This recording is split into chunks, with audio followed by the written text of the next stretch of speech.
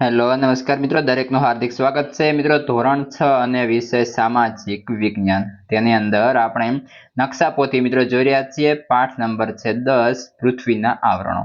મિત્રો નકશાપોથીનું સંપૂર્ણ સોલ્યુશન તમને આ વિડીયોમાં આપીશું. તે પહેલા ચેનલમાં નવા છો તો મિત્રો ફટાફટ ચેનલને સબસ્ક્રાઇબ કરી લેશો. આપણે ચેનલ પર તમામ વિષયના સ્વાધ્યાય સોલ્યુશન, નકશાપોથી, સ્વાધ્યાયન પોથી તમામનું સોલ્યુશન મિત્રો ઉપલબ્ધ છે. તો મિત્રો પેજ નંબર 15 જેની અંદર પાના નંબર 14 પર વાતાવરણમાં વાયુઓનું પ્રમાણ દર્શાવતી આકૃતિ આપી છે, તેનું ધ્યાનપૂર્વક અવલોકન કરો. એ પછી નીચે આપેલા બોક્સમાં તેની નામ નિર્દેશનવાળી આકૃતિ દોરવાની રહેશે. તો મિત્રો સૌપ્રથમ જોઈએ તો કે આપણને જે છે આ રીતે ઉપર જે આકૃતિ આપી છે તેના આધારે અહીં આકૃતિ દોરી લેવાની રહેશે. આર્ગોન, કાર્બન ડાયોક્સાઇડ વગેરે આ વાયુઓ છે, ઓક્સિજન છે, નાઇટ્રોજન છે, આ રીતે તમારે જે છે પેન્સિલની મદદથી મિત્રો જે છે આકૃતિ દોરવાની રહેશે. ત્યારબાદ નીચે વાતાવરણમાં વાયુઓનું પ્રમાણ એવું આપણે કોષ્ટકમાં લખી લેવાનું રહેશે. ત્યારબાદ આગળ છે પાના નંબર 14 પર વાતાવરણમાં વાયુઓની ઊંચાઈ દર્શાવતી આકૃતિ આપી છે, તેનું ધ્યાનપૂર્વક અવલોકન કરો. એ પછી નીચે આપેલા બોક્સમાં નીચે તેની નામ નિર્દેશનવાળી આકૃતિ દોરવાની છે.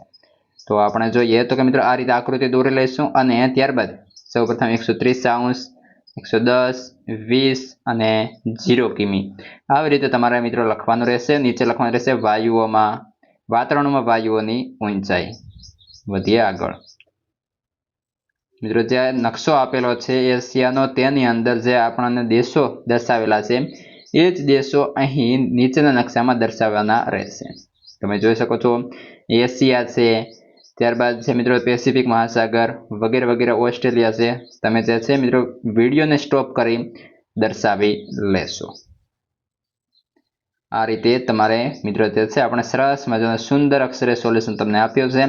વિડીયોને ફટાફટ લાઈક કરી દો, તમારા મિત્રોને પણ શેર કરી દેશો.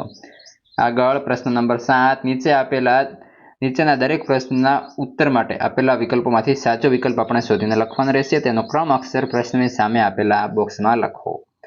તો સૌપ્રથમ મિત્રો વિકલ્પ છે સૌર પરિવારમાં કયો ગ્રહ અજોડ છે?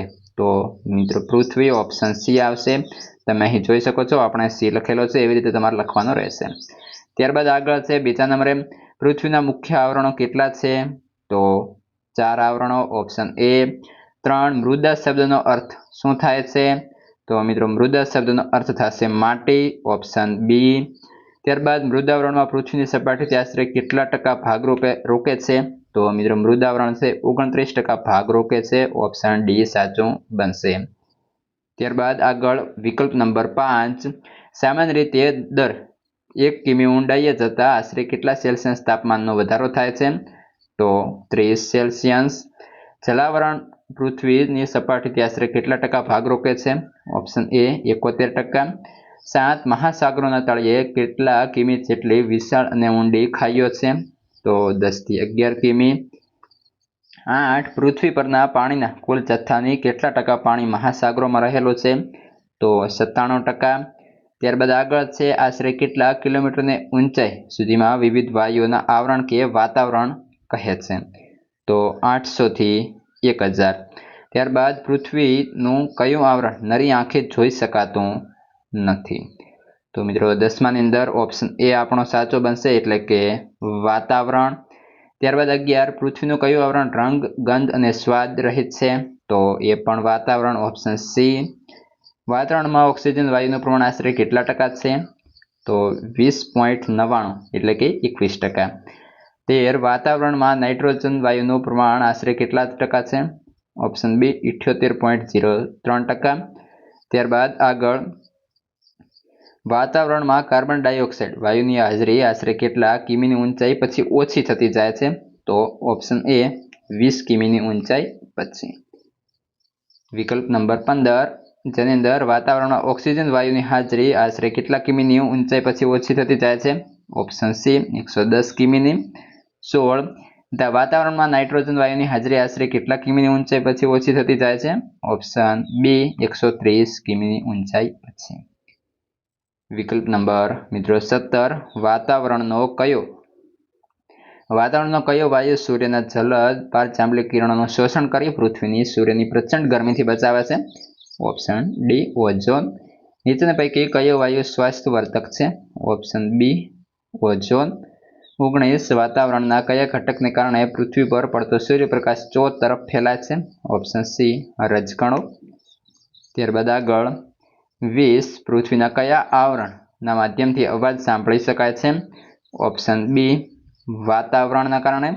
ત્યારબાદ પૃથ્વીનું કયું આવરણ પૃથ્વી માટે કુદરતની ઢાલની ગરજ સારે છે? ઓપ્શન બી વાતાવરણ. 22 સૂર્ય પરિવારનો કયો ગ્રહ જીવાવરણ ધરાવે છે? તો કે આપણે રહીએ છીએ તે આપણે સરસ મજાનું પૃથ્વી. ત્યારબાદ આગળ યોગ્ય શબ્દો કે અંકો વડે મિત્રો નીચેની જે ખાલી જગ્યાઓ આપણે પૂરવાની રહેશે. પહેલું છે પર્વતો, ઉચ્ચ પ્રદેશો, મેદાનો વગેરે મૃદાવરણમાં આવેલા છે. 2 પૃથ્વી સપાટીની આશરે તો કે મિત્રો 800 થી 1000 કિમીની ઊંચાઈ સુધી વાતાવરણ વિસ્તરેલું છે. 3 વાતાવરણમાં નાઇટ્રોજન વાયુનું પ્રમાણ તો 78.03% છે. 4 પૃથ્વી પર કુલ તો મિત્રો 4 આવરણો આવેલા છે. સૌર પરિવારમાં માત્ર તો કે પૃથ્વી જે છે એ સજીવ અને જીવવા માટે અનુકૂળ તાપમાન, પાણી અને હવા છે. 6 મૃદા શબ્દનો અર્થ તો માટી થાય છે. પૃથ્વી તેની ઉત્પત્તિના સમય અગનગોળાના સ્વરૂપે હતી. મૃદાવરણની સપાટીથી જેમ જેમ ઊંડે જઈએ તેમ તેમ તાપમાનમાં તો કે મિત્રો શું થાય છે? વધારો થાય છે. ત્યારબાદ 9 પૃથ્વીનો ઉપરનો પોપડો લગભગ 64 થી લઈને 100 કિલોમીટર જેટલો જાડો છે. જોઈએ વિકલ્પ નંબર 10 જેની અંદર છે સામાન્ય રીતે દર 1 કિમીએ ઊંડાઈએ જતા આશરે 30°C તાપમાનનો વધારો થાય છે. પૃથ્વીની ઊંડાઈએ ખડકોના પીગળેલા દ્રવ્યને તો મેગ્મા કહે છે. આહારથી માંડીને આવાસને આપણા અસ્તિત્વનો પાયો એટલે મૃદાવરણ. પૃથ્વીની સપાટી પર ભૂમિ પ્રદેશ કરતાં પાણીના વિસ્તરણનું પ્રમાણ વધારે છે. પૃથ્વીની સપાટીનો લગભગ 71% ભાગ જેટલો વિસ્તાર જલાવરણથી ઘેરાયેલો છે. પૃથ્વી પરના વિશાળ જલરાશિ ધરાવતા ભાગોને મહાસાગર તરીકે ઓળખવામાં આવે છે. સમુદ્રના માનવીના તો કે પ્રોટીનયુક્ત આહારના ભંડારો છે. અને 17 CO2 વાયુ ભારે હોવાથી તે હવાના નીચલા સ્તરમાં વધારે પ્રમાણમાં હોય છે. ત્યારબાદ આગળ 18 ખાલી જગ્યા તો કે ઓઝોન વાયુ સૂર્યના જલદ પારજાંબલી કિરણોને શોષી લે છે. 19 રજકણો દ્વારા પ્રકાશના કિરણોનું પરાવર્તન થાય છે. અને 20 વાતાવરણના માધ્યમથી અવાજ સાંભળી શકાય છે. આગળ પ્રશ્ન 9 જેની અંદર આપણે ખરા ખોટા લખવાના રહેશે. તો પહેલો છે વાતાવરણમાં ઓક્સિજન 150 કિમીની ઊંચાઈ સુધી હોય છે. તો મિત્રો ખોટું. મહાસાગરો આપણા જળમાર્ગો બન્યા છે. તો સાચું. જીવાવરણમાં અનેક પ્રકારની જીવસૃષ્ટિનો સમાવેશ થાય છે. સાચું. પૃથ્વી સપાટી પર પાણી અને હવાને કારણે સજીવ સૃષ્ટિ વિકાસ પામે છે. તો એ પણ સાચું.